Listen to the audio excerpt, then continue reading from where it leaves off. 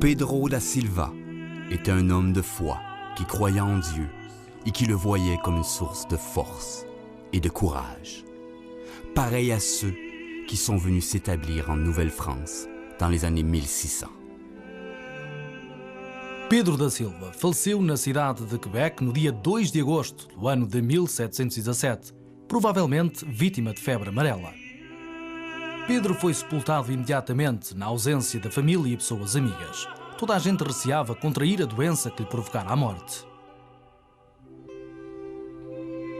Cerca de 71 anos antes, Pedro nascera num lugar enfrentando muitos desafios. Corria o ano de 1647. Documentos da Nova França indicam que Pedro da Silva, filho de José da Silva e de Ana Maria Francisca, foi batizado na Igreja Paroquial Católica de São Julião, em Lisboa, capital de Portugal. Numa época de grande instabilidade política e social, Pedro iria sobreviver à fome, à guerra e à doença, crescendo e acabando por ser um jovem saudável e forte. O Pedro da Silva teve a sorte de não ser recrutado para a guerra, para as guerras da restauração, porque toda a gente era recrutada, inclusive os estudantes da universidade eram recrutados para a defesa das fronteiras. Teve a sorte de não ser afetado por nenhuma das doenças, devia ser um rapaz rijo, com saúde. Je connaissais Pedro da Silva depuis plusieurs années. Un personnage remarquable, travaillant, courageux et surtout un homme à qui on pouvait faire confiance. Il était unique e irremplaçable. Tais palavras teriam sido ditas acerca de um homem que, apesar de todas as adversidades, já havia atravessado um oceano para enfrentar a dureza de um clima e de uma cultura e língua estranhas. Apesar disso, Pedro da Silva iria abraçar tal mundo como seu e prosperar de modo a tornar-se um cidadão famoso e respeitado. As primeiras experiências de Pedro da Silva tê-lo-iam preparado de certo para a vida num lugar como o Canadá da Nova França. Na sua juventude, ele teria contactado com os soldados franceses que chegavam constantemente a Lisboa para ajudar os portugueses na sua guerra da independência contra os espanhóis. É muito provável que os contactos estabelecidos por Pedro da Silva com os franceses nesta conjuntura, neste período intenso entre 1660 e 1666, tenham permitido que ele começasse a dominar o francês, o que facilitou muito a sua ida para a França e depois para o Quebec. Quelle tristesse de ne pouvoir être à ses côtés durant ces derniers moments. Impossible de lui tenir les mains. Lui dire comment je l'aimais. Pedro, mon mari, quand un de nos enfants rendait l'âme, tu as su quoi faire afin que nous ne tombions pas dans le désespoir. Maintenant que tu les as rejoints, qui va me consoler, moi?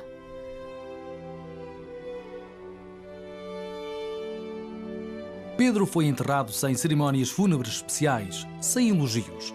Só compareceram no seu enterro no cemitério de Nossa Senhora de Quebec o cônego da Catedral e 2 seminaristas a representar importantes famílias do Quebec.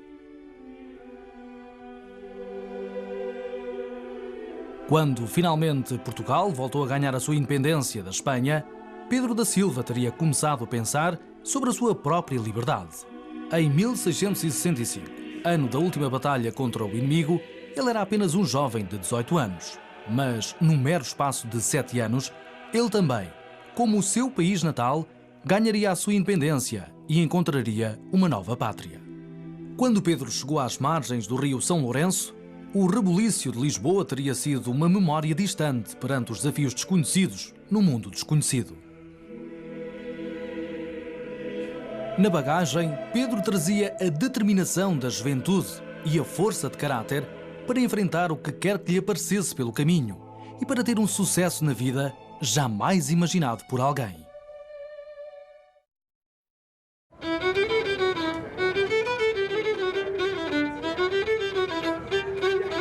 Uma vibrante cidade com mais de 500 mil de pessoas, a capital da província de Quebec, a cidade de Quebec, é hoje um porto movimentado e um centro de comércio e de cultura mundialmente conhecido pelo seu joie de vivre.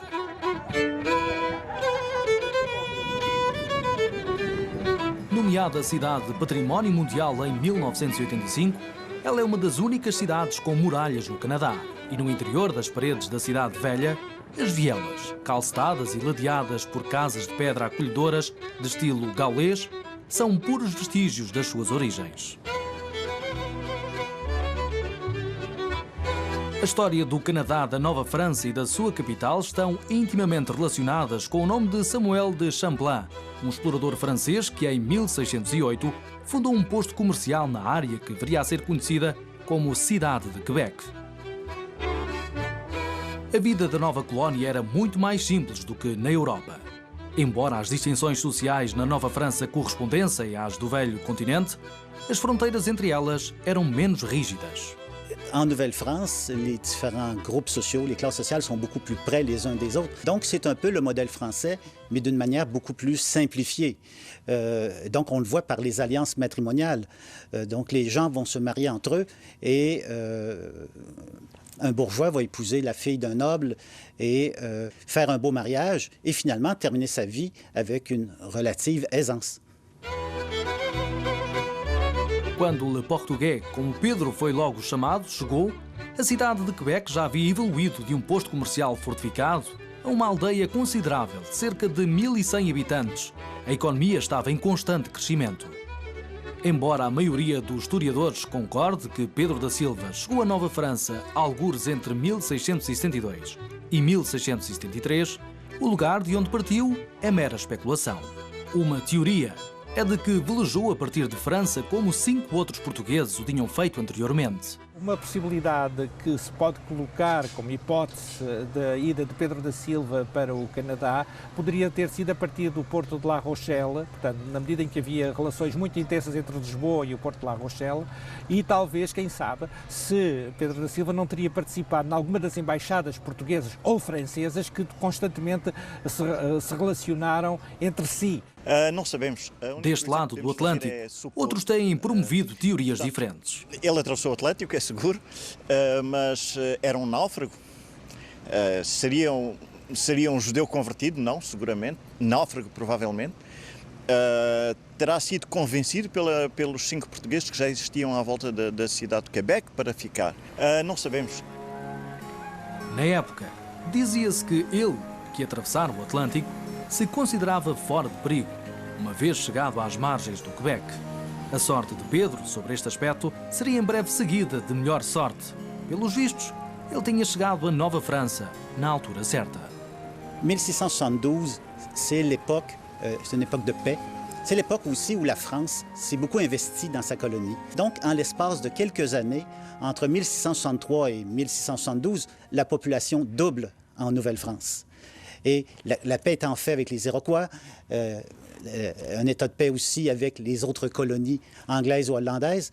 Donc, on assiste à une croissance assez rapide au niveau de la colonie. Donc, on arrive à un bon moment. Em dezembro de 1673, Pedro assinou um contrato de trabalho de 6 meses, o seu primeiro, com um dos latifundiários mais ricos e poderosos de Nova França, Bertrand Chenet, de apelido La Garenne. Muito provavelmente, ele trabalhou como acompanhante no veleiro do patrão, transportando mercadorias entre a cidade de Quebec e arredores. No final do contrato, Pedro parece ter impressionado bem o seu patrão, o qual, eventualmente, também se tornou seu amigo e protetor.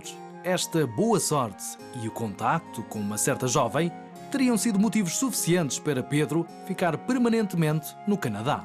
Naquela época, havia uma enorme pressão para que os homens solteiros que viviam em Nova França se casassem. From 1663 to 1673, there was approximately 1 woman for every 15 men.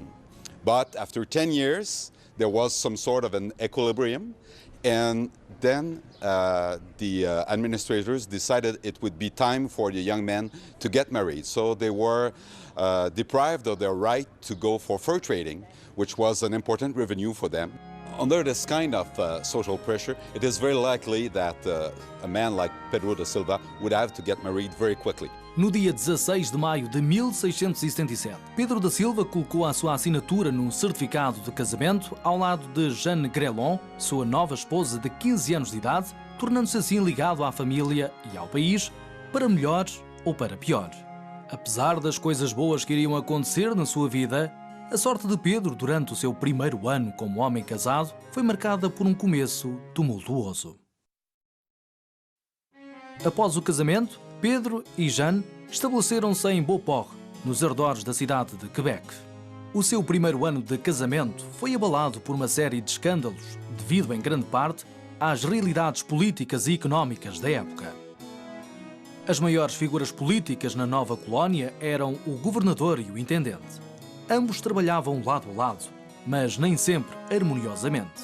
Havia conflitos frequentes entre os dois. Tal foi o caso entre o governador Louis de Boade, conde de Frontenac, e o seu intendente. A contínua disputa entre eles sobre o comércio de peles acabaria por envolver Pedro. Dans une lettre que Frontenac adresse aux autorités, il se plaint des agissements de l'intendant Duchesneau. Et entre autres, il dénonce des individus, entre autres un Portugais établi à Beauport, qui serait de connivence avec l'intendant. Ce Portugais serait probablement Pedro da Silva dit Portugais. Il y avait d'autres Portugais dans les environs, mais c'est lui qui colle le plus à cette description. Outro acontecimento triste para Pedro da Silva foi um escândalo que envolveu a sua jovem esposa, exatamente um ano após o casamento. A vida naqueles campos à volta da cidade do Quebec era monótona e muito triste. E quando os navios chegavam de França, era uma festa na baixa da cidade de Quebec e muita gente à volta ia para lá. E a Jeanne Grelon era muito novinha, tinha 16 anos e provavelmente o Pedro não estava lá, ela estava a viver com a mãe. E havia uma vizinha, que era uma vizinha bastante bom vivant, ou talvez um bocado mais que isso. Ela desviou a mãe da Jolicoeur e a Jolicoeur para a cidade de Quebec, onde elas devem ter feito uma festa. Quer dizer, elas dançaram, deviam ter bebida, etc, etc. O que para a moral da época era terrível. Em consequência do incidente, as três mulheres foram expulsas da cidade por um período de tempo e foram ameaçadas com punição corporal se não cumprissem a lei. Apesar destas dificuldades iniciais, acredita-se que Pedro e a sua esposa tiveram uma vida de casados bastante normal, especialmente depois da família se ter estabelecido na baixa da cidade de Quebec em 1682, onde permaneceram pelo resto da vida. A segurança e o conforto que a família Silva encontrou na sua nova casa da rua Soto-Matelot foram, em grande parte, devido à dedicação de Pedro à mulher e aos filhos.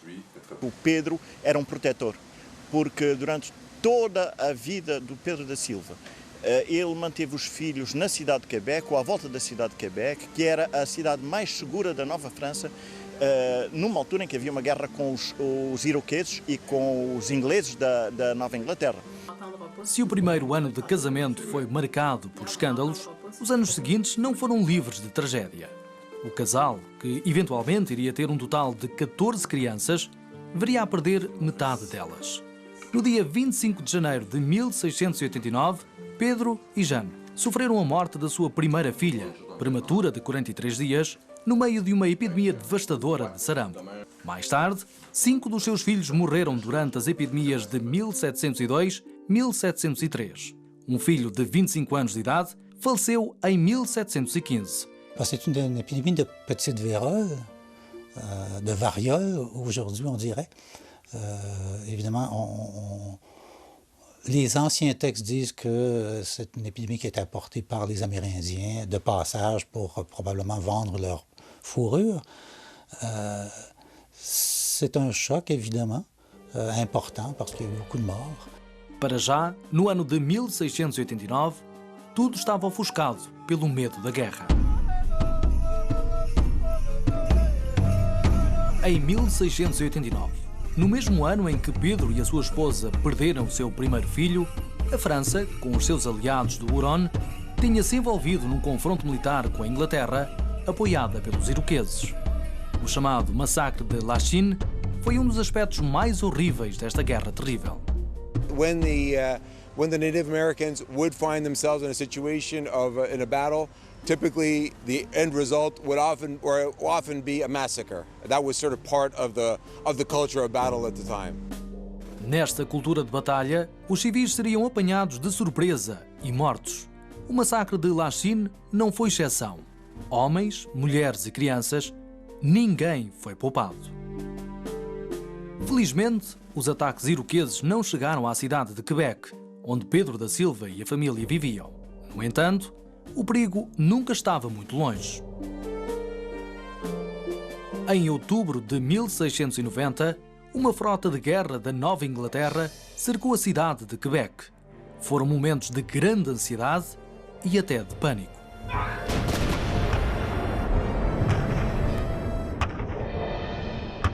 No final, a frota americana acabou por se retirar após uma derrota humilhante.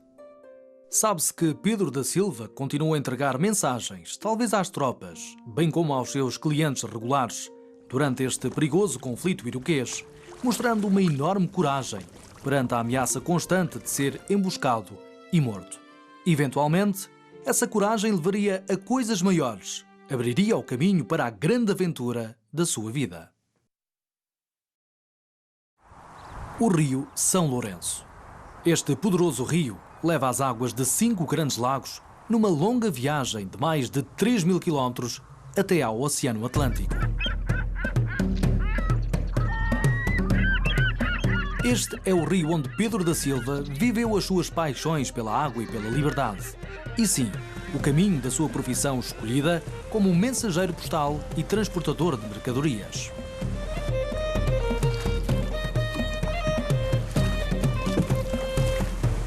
Um dos grandes desafios da navegação no São Lourenço era o próprio rio. The dangers of the St. Lawrence in the 17th century come from the varied topography of the river. There are the confusing currents among the Boucherville and the Sorel Islands. There's the shallow water of Lake St. Peter, which is highly susceptible to the wind. In front of Deschambault, there are some rapids, which don't exist anymore today. And of course, between Three Rivers and Quebec City, you got the effect of the tide, which affects the current itself of the river. And of course, there are many reefs which are not known because the hydrography of the river, of course, is not well developed at that particular time.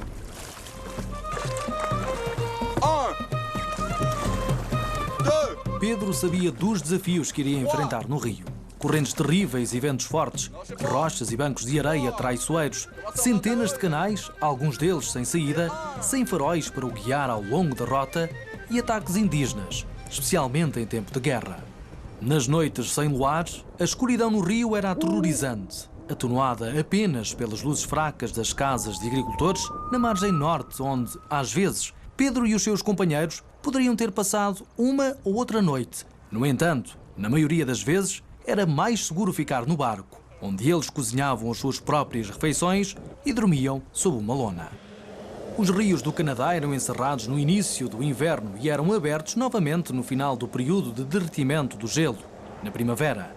No inverno, as viagens no rio eram feitas com trenós e carretas, muitas vezes puxados por cães ou até mesmo por bois. Acredita-se que a reputação cada vez maior de Pedro no transporte seguro de mercadorias, pacotes e cartas foi em parte devido ao facto de ele ter continuado a fazê-lo, mesmo durante os meses de inverno rigoroso. Ele foi provavelmente o primeiro mensageiro a oferecer este serviço no Canadá da Nova França. Pedro da Silva já distribuía cartas e mercadorias entre a cidade de Quebec e Montreal desde 1693. Em julho desse ano, pagaram-lhe 20 soldos para levar um pacote de cartas de Montreal à cidade de Quebec. Este teria sido o início de uma carreira ilustre como mensageiro de confiança. A reputação de Pedro crescia à medida que ele viajava ao longo do rio no seu barco de fundo chato, transportando e, por vezes, escoltando mercadorias e distribuindo mensagens importantes. As pessoas admiravam a sua integridade e, acima de tudo, a sua extraordinária coragem, particularmente perante os riscos que ele correu durante a guerra com os iroqueses. The threat was really twofold. First of all, the threat was being outright ambushed and massacred on the spot. That was one option. The second one was being captured, which was even worse. And capture meant from there either being tortured in various ways and something dragging out for a long period of time. The threat of being killed was real. Durante a longa guerra, Pedro da Silva enfrentou todos estes perigos. Como qualquer outra pessoa, ele teria tido pesadelos terríveis quando viajava pelo rio. Mas sendo quem era, ele continuou com o seu trabalho, apesar dos riscos para a sua própria vida. Parece que Pedro era também um homem muito discreto. Não há um único incidente registado que pusesse em dúvida o caráter de Pedro como mensageiro do rei. Pedro era um homem duro, porque só os duros que ficavam na Nova França. Era um homem corajoso e era um homem de confiança. Era um homem sóbrio, era um homem que não bebia muito. Ele deveria beber o seu vinho, como toda a gente, ou uma aguardente no rio, mas de certeza que não era um homem alcoólico. Porque quem é que faria confiança a um homem que bebesse? Corajoso e dedicado, Pedro alcançara finalmente o seu objetivo. Dentro em pouco, ele iria receber notícias, confirmando o seu papel pioneiro no campo da comunicação e construção da nação.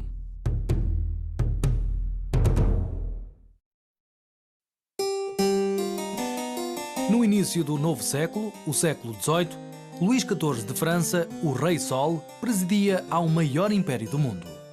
Na sua colónia mais valiosa, o Canadá da Nova França, um homem com o nome de Pedro da Silva, chamado português, tinha igualmente atingido um grau sem precedentes de fama e influência. É bom.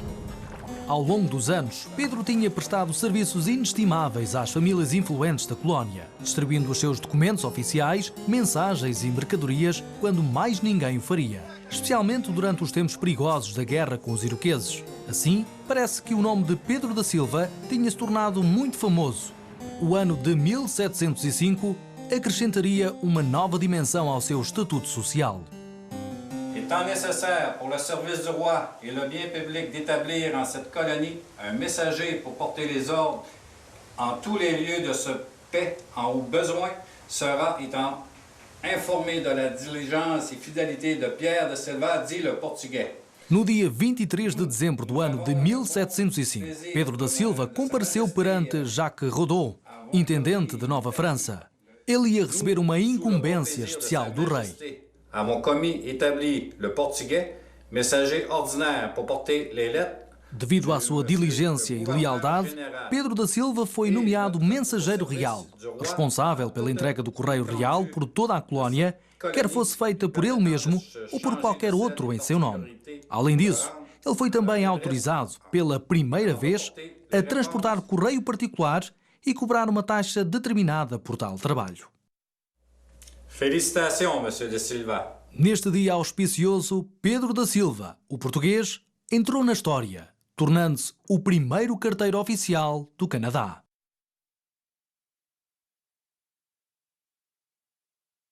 Mais de 2 séculos após a sua nomeação como o primeiro carteiro oficial, o nome de Pedro recebeu reconhecimento público pela primeira vez no Canadá. Na primavera de 1938, um grupo de funcionários dos Correios canadianos e alguns políticos reuniram-se em frente ao edifício dos Correios, na rua Saint-Jacques, da Cidade Velha, em Montreal, para descerrar uma placa onde se lê em parte: a partir de 1693, os carteiros, o primeiro dos quais que se conheça foi Pedro da Silva, chamado português, transportaram o correio entre Quebec e Montreal.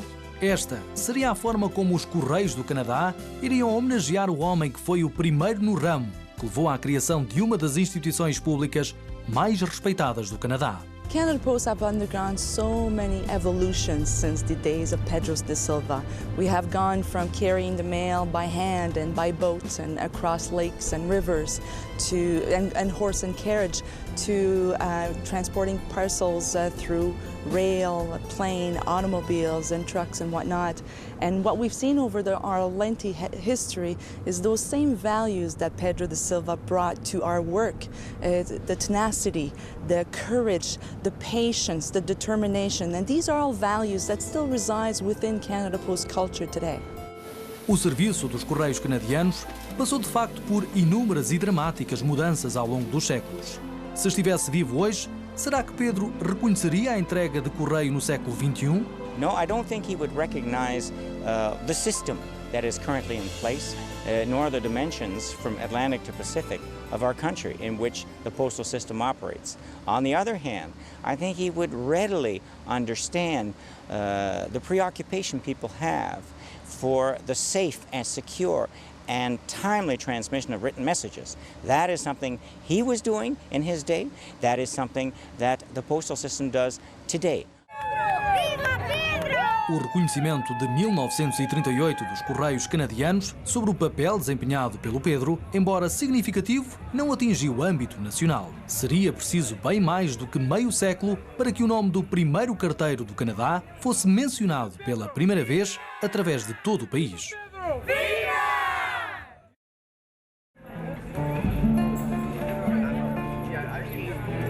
Na zona ocidental da cidade de Toronto, estão a fazer-se os retoques finais numa apresentação muito especial. Um carro alegórico de homenagem a Pedro da Silva, que fará parte da parada anual do Dia de Portugal, celebrando neste dia o seu 25º aniversário. O Pedro da Silva, em tudo, é um símbolo daquilo que nós somos hoje. Obviamente, esta celebração não era a mesma se não fosse o envolvimento deste carro alegórico tão importante da representação da cultura portuguesa aqui neste país que é Canadá. Muitas das pessoas que participam na parada hoje representam grupos comunitários ativos na promoção do nome e do papel desempenhado pelo Pedro na história canadiana. Eu faço parte de um grupo que está interessado em promover Pedro da Silva para dar conhecimento ao Canadá o papel que o Pedro da Silva fez para este país. Estou a fazer parte desta parada para homenagear o Pedro da Silva, o pioneiro português que muito contribuiu para esta nação canadiana e que nos honrou com o seu nome na comunidade portuguesa. Entre os amigos de Pedro aqui reunidos, também figuram alguns membros de um grupo proeminente de pessoas responsáveis por uma ideia muito original. Um selo postal em homenagem ao primeiro carteiro do Canadá. O início desta ideia partiu de uma visita que o Virgílio Pires fez a Vancouver, onde viu um jornal que tinha a notícia que o primeiro carteiro do Canadá tinha sido Pedro da Silva. A ideia deste selo surgiu quando o industrialista Virgílio Pires, de Toronto, regressou de uma visita à Feira Mundial de Vancouver. Ele compartilhou a informação com amigos, todos eles membros de uma federação de empresários e profissionais. Esse foi o começo de um sonho: ter um selo postal em homenagem ao primeiro carteiro do Canadá. Uma comissão foi formada para o efeito. O grupo começou a fazer contactos em Ottawa sobre a proposta de um selo postal. O processo viria a ser longo e árduo. Vale sempre a pena quando a alma não é pequena. Muito trabalho, convencer tanta gente foi um processo extremamente difícil e longo.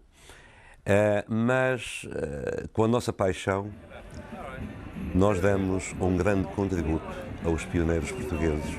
O grupo não desistiu, escrevendo cartas a políticos, tentando convencer as pessoas com poder de decisão de que a inscrição do nome de Pedro da Silva num selo era uma simples questão de reconhecer uma realidade histórica canadiana. Finalmente as coisas começaram-se a movimentar quando houve uma intervenção política e nós temos de dar crédito ao Armindo Silva, que fez deliberações perante entidades governamentais, especialmente a nível ministerial, e foi ele que tomou conta disso.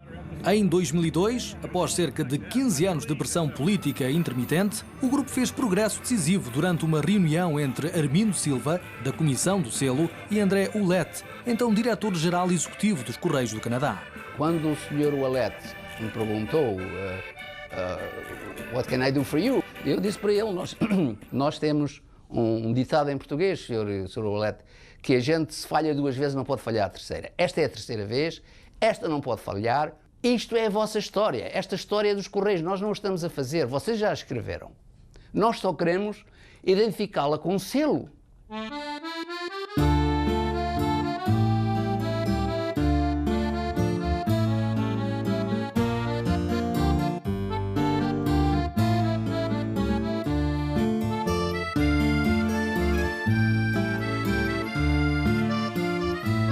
Sentimos uma grande felicidade,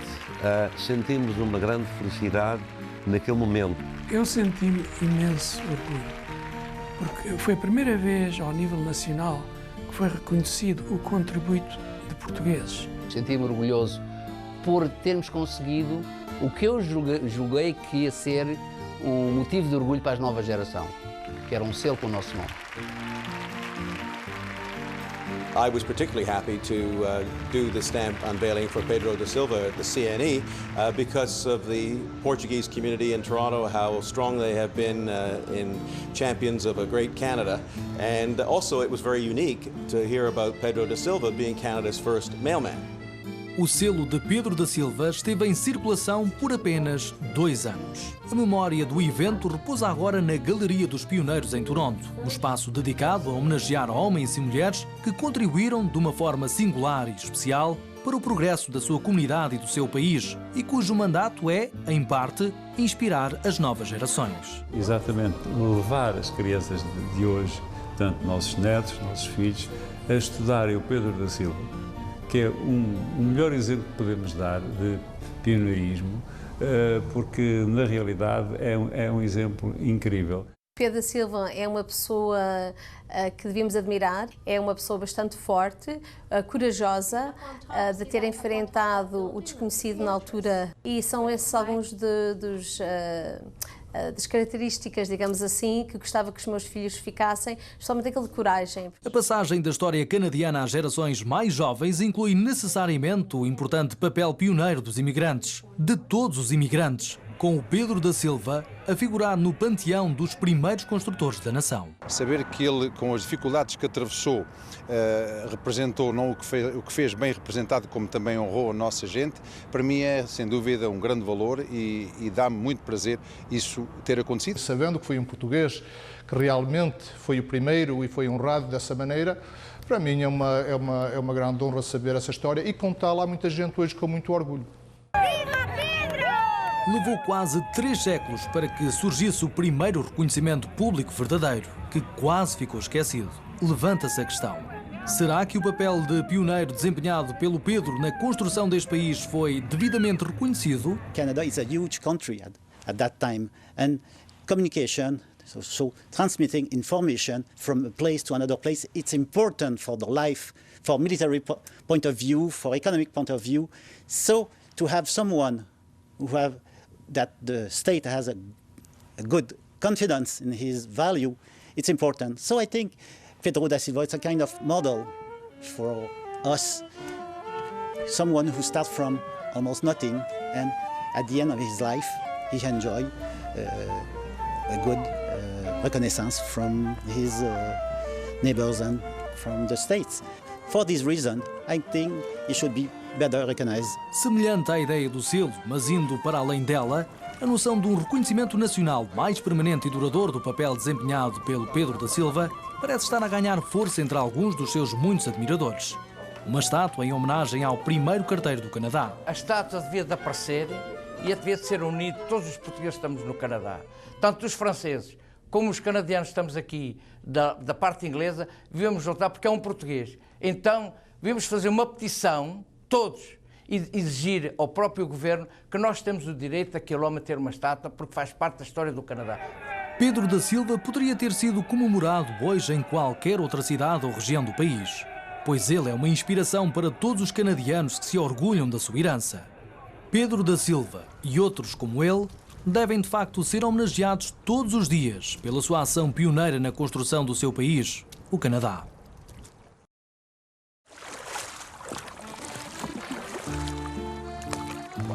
Depois de receber o título de Mensageiro do Rei, Pedro continuou a entregar correspondência, mesmo que isso não fosse provavelmente a sua atividade mais lucrativa. Bonjour, monsieur. Ici le courrier du roi. Ele parece ter sido um homem de negócios astuto. Nos últimos anos, as suas atividades de entrega de correio poderiam ter sido mais uma maneira de abordar os clientes ricos e influentes, a fim de obter contratos lucrativos, tais como o transporte de peles. Ele transportou mercadorias, transportou peles e ele fez mesmo coleta de dinheiro. Esses deveriam ter sido verdadeiramente a base das suas atividades económicas. E isto terá acontecido a partir dos muitos contactos que ele foi acumulando.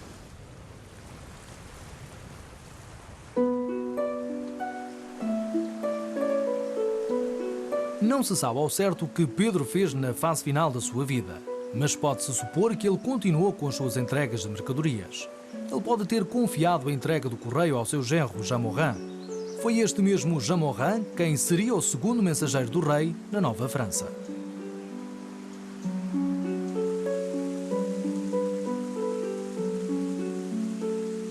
Pedro da Silva faleceu subitamente a 2 de agosto de 1717, na sua casa na cidade do Quebec. Tinha cerca de 71 anos de idade.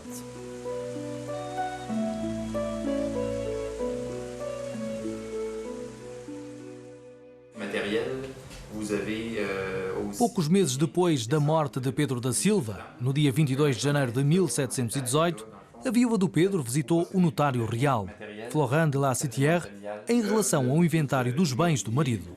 Nous avions quelques terres de plusieurs arpents, la maison. O que é impressionante no Pedro da Silva, e é o português nele, creio, é a quantidade de louça que ele deixou. Tinha mais de 30 pratos de uma certa qualidade, mais de 20 de uma outra qualidade, uma série de utensílios, de caldeirões, de panelas, etc., na cozinha. Ele tinha uma cama de casal muito bem posta, ele tinha mesas e cadeiras à profusão, era um homem organizado, não devia nada a ninguém, ele deixou só uma fatura que não deve ter tido tempo de pagar. E deixou uma vaca e 2 porcos. Bem, 2 porcos que para uma pessoa que vivia com mulher, praticamente, era já impressionante. Os bens de Pedro da Silva foram estimados em cerca de 819 libras. O verdadeiro inventário, no entanto, era muito mais valioso, considerando o exemplo de uma vida de dedicação de que todos os canadianos são herdeiros.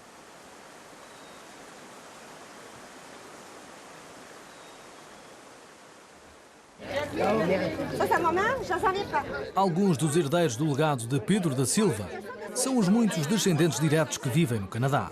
Hoje, alguns estão reunidos neste parque, em Laval, Quebec, para celebrarem o seu famoso antepassado.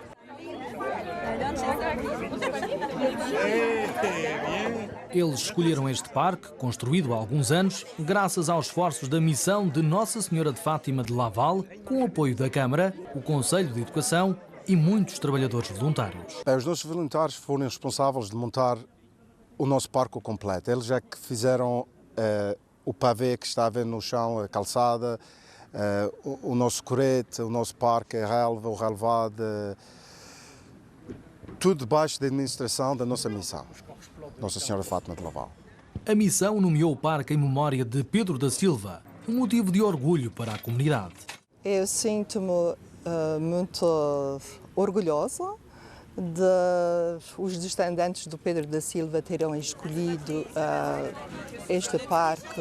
Este ajuntamento está muito bonito, até porque temos a banda do Espírito Santo de Laval conosco e torna o ambiente mais festivo, mais à portuguesa.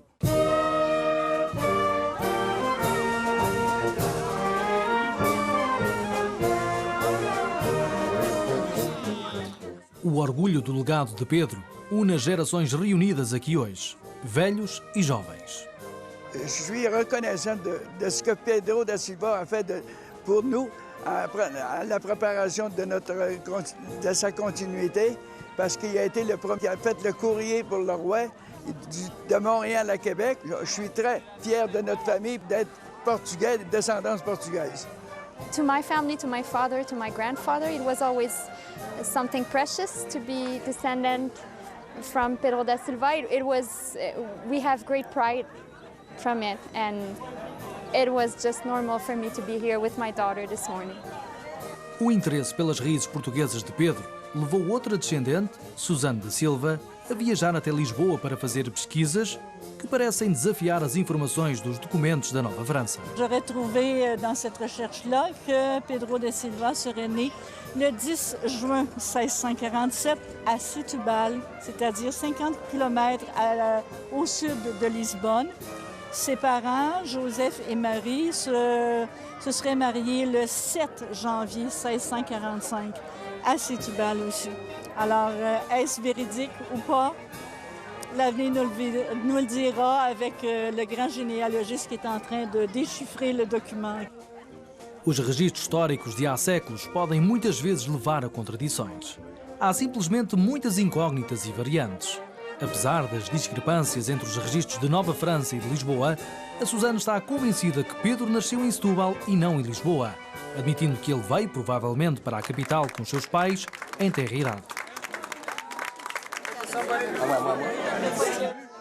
A Suzane não está sozinha na sua busca para saber mais sobre as raízes de Pedro e do seu legado.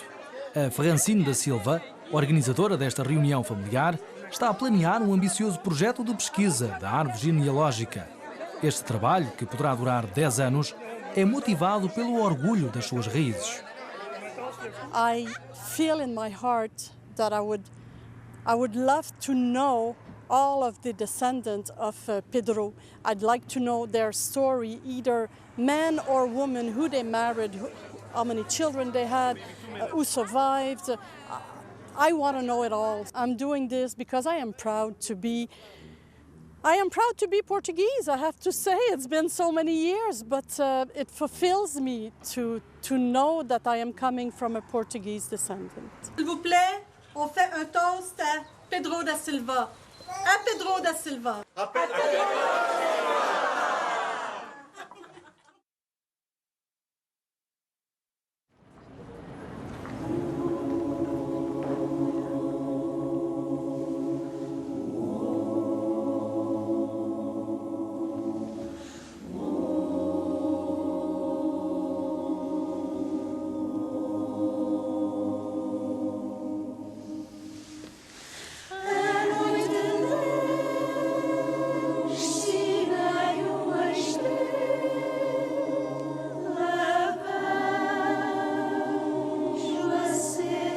Após o breve funeral, o corpo de Pedro foi sepultado no exterior da Catedral de Nossa Senhora da cidade de Quebec, a mesma igreja onde se casara. After the funeral,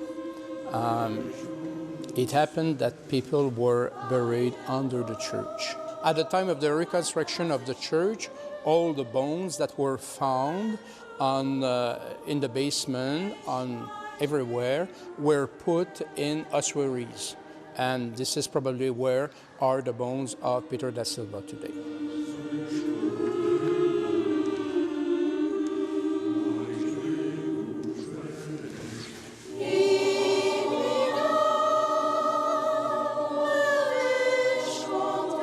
Je m'étais promis, lorsque j'aurais découvert mes racines, que je reviendrais dans des lieux communs, et ici c'est l'endroit idéal. I'm here to say to my ancestor, thank you, Pedro, for giving me an identity. You are my hero. A Suzane Masson e o Alvin da Silva nunca se tinham encontrado antes de hoje, mas eles têm muito em comum. Il y a environ 20 ans que j'ai découvert que Pedro da Silva était mon ancêtre par le biais de ma grand-mère paternelle. Et c'est vraiment fantastique de vivre ici et de découvrir que mon ancêtre a pu y passer aussi. C'est émouvant. For a long time, I've been wondering what my background was, what my roots were. So some people were telling me that we were Spanish by the name. But my sister Delia did some research in Europe while she lived there, and she found out that we were Portuguese. So I did my own research in Canada, and I found out that I was a direct descendant of Pedro da Silva. I'm very thankful for that. For me, it's a great honor. Hoje, o Alvin é também acompanhado pelo seu filho, Ron, que manifestou interesse em visitar a catedral, como forma de reafirmar a sua identidade e a dos seus próprios filhos. It was important for me to be here. I guess not only for myself, but for my brothers and sisters and our children. My dad did a lot of research, and we were very happy when we were informed that we were direct descendants from Pedro da Silva. To come here and to see it for yourself means a lot, and it's quite a good feeling to know where you're coming from. At the time of his funeral, Pedro's immediate family were not able to say their goodbyes. So we're here for them also, and for our entire family, and for the hundreds of his other descendants that couldn't make this journey. Ce n'est jamais trop tard pour se souvenir et honorer les morts. A Suzane, o Alvin e o Ron também estão aqui a representar uma comunidade inteira de canadianos que se orgulha da sua herança e gostaria de homenagear um dos seus mais ilustres pioneiros, Pedro da Silva, primeiro carteiro do Canadá.